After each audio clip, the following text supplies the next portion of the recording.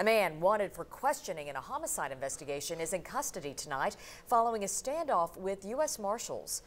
The service says officers took Brandon Miller into custody without incident.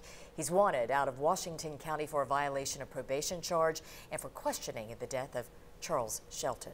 U.S. Marshals say they received information about Miller this afternoon that led them to Seymour. Officers tried to pull him over, but he ran away. They followed him to a home where he barricaded himself. He finally surrendered to officers after lengthy negotiations. There's a series of steps along the way that leads to hopefully not having to send officers in and place officers in danger before anyone has to go into the house.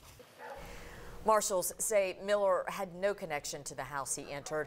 The homeowners were not there at the time. They say additional charges are pending. Lawmakers on opposition